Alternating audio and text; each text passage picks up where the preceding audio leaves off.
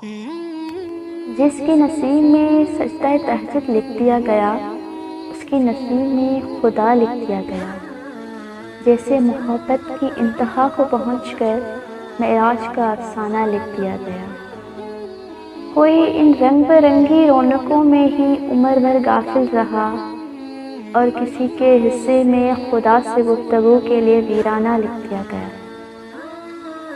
کسی کو اس کے من پسند شخص دے کر شکر کے آداب سکھائے گئے، اور کسی سے من پسند شخص چھین کر خدا سے ملاقات کا بہانہ لکھ دیا گیا۔ کسی کو آزاد کر دیا اس نے اپنی ہر چاہت سے، اور کسی کے سامنے نیکی اور بدی کا پیمانہ رکھ دیا گیا۔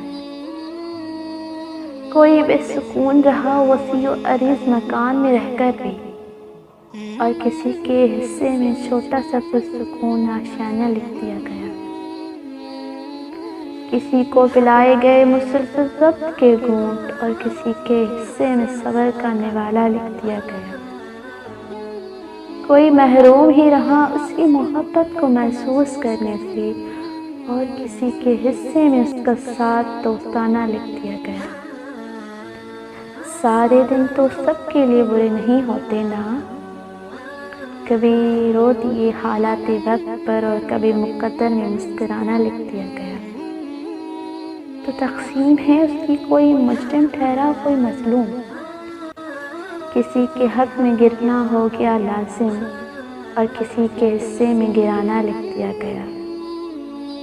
جو بار بار پکارتا ہے اسے، اس کے پکارنے پہ رشک کرتا ہے وہ، کوئی ذرا سی دیر پر ہو گیا مایوس، اور کسی کے حصے میں بار بار سر کو جھکانا لکھ دیا گیا۔